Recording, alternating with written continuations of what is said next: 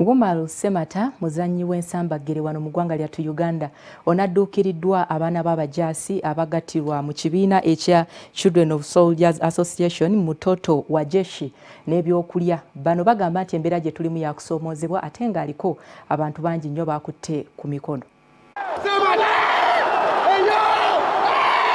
Ekibiina ekigatta abaana b'abamagye Children of Soldiers Association mutoto wa jeshi bawaddeyo obuyambi eri enkambi y'omuzannyi w'ensambagere Gumalu Semata ng'obuyambi buno bwagenda eri abazannyi b'ensambagere abasobera ddala 50.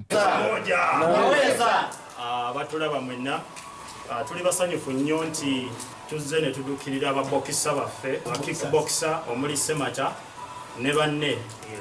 Emizannyo gya Semata omutindo gwayolesezza mu ggwanga gw'amaanyi nnyo ate n'olw'ensonga eyo fenga wa mutoto wa jeshi ekiti oba ekibiina ekigatta abaana b'abajaasi tulabidde ddala nti muganda waffe era mmemba wa mutoto wa jeshi tulina omuduukirira mu mbeera eno eriwo eya COVID-19.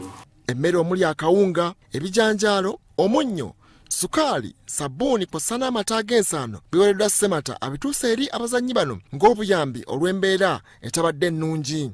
Job Onen, ssentebe mutoto wa Jeshi Network, ayogedde ku buyambi buno obuweereddwa abazannyi bano. Omu ku bamemba baffe era bwe mumanyi ennyo nga ye Semata the Pain world champion kickboxing by the way. Tumwenyumirizamu nnyo so tugeze okulaba nga tulina obadduukirira ba boxers ba kickboxers basically.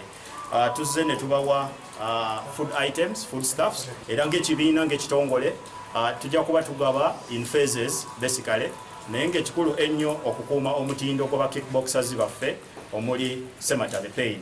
Ye Gumalu Semata champion w'ensambagere asiimye ebibaweereddwa. Assalamu alaikum. Apozi letu tuli wano ku kitebe ekikulu ekya mutoto wa jeshi omwana w'omujaasi. Nze nga nze Gumalu Semata mweno department kwasaganya bya sports. Nga omanyi ife abali mu entertainment area kana kalwadde wekagwawo ne tukosebwa. So ne tukira ab'ekibiina kyange ne tukira ne behind the imagination embabulira ku mbeera eyo ne bagamba tofaayo Gumalu ne tusalawo kubanga abaana b'abajaasi oba abaana b'abalwanyi tubeeko akatono kwe tukola ki tetubakwatirako. Negola Moses aweereddwa emmere era abadde musanyufu olw'ebimuweereddwa. Ekya Gumalu Semata okundetera akawunga nkirabye ng'ekyabwa Sseruganda enga obwa Sseruganda omanyi bu Sseruganda muno omufaako ndowooza yabaddaayo kubanga ennaku zino mbeddaawo nga ngamba naye tebanatuleetera akawunga n'agamba nedda Sseruganda ono afuneyo akawunga. Tusaba pasita Bugingo atwene ku ssente kubanga ekizibu kye tulira akawunga tukafunye ne tewali nva. Pasita tufulineyo tulye ku kyennyanja tulye ku fish tulye kubanga jiri kati bali mperedde mu nkoko. Pasita njagala okulayo kubanga buka Katonda bugulu Yesu Katonda wa Yakobo ne Isaaka Gumalu Semata tasobola kumpona.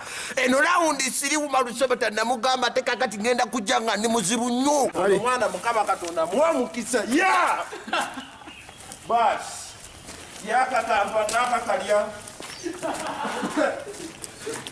ngenda okukalya. Bya Geoffrey Mugerwa, Salt TV, Omunnyo.